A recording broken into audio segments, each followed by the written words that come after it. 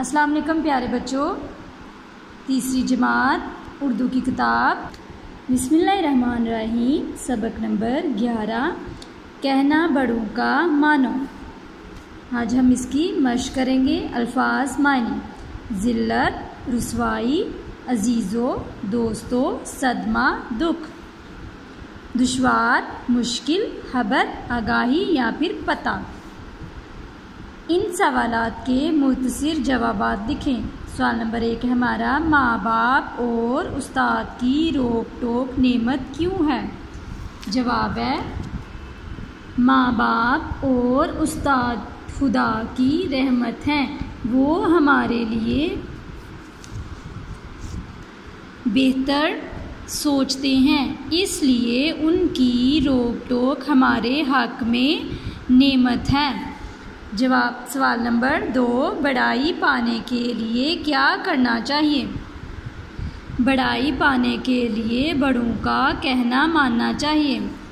सवाल नंबर 3 है, अभी आपको अपने भले बुरे की खबर क्यों नहीं है? जवाब, क्योंकि अभी आपकी उम्र छोटी है और अक्ल भी।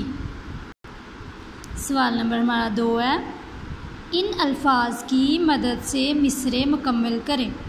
माँ बाप और उस्ताद सब हैं खुदा की रहमत, कड़वी नसीहतों में उनकी बरा है अमृत, दुश्वार है जहाँ में इज़्ज़त से इसका रहना, जितनी है उम्र छोटी उतनी है अक्ल छोटी, चाहो अगर बड़ाई तो कहना बड़ों का मानो।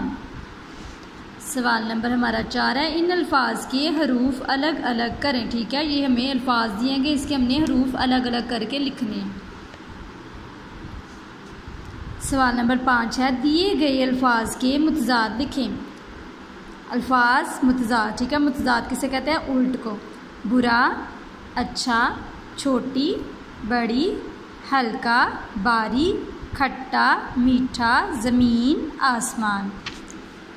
इन अल्फाज को अलिफ़बाई तरतीब से लिखें। ठीक है, जो सबसे पहले आता है जो लफ्ज़ उसको लिखेंगे सबसे पहले बा वाला, बड़ाई, उसके बाद हक, खबर, उसके बाद अजीज़ों, और लास्ट पे आखिर पे मर्ज़ी। ठीक है, ठीक है बच्चों, पेज नंबर आपने 72, 73 और 74 आपने याद करना है।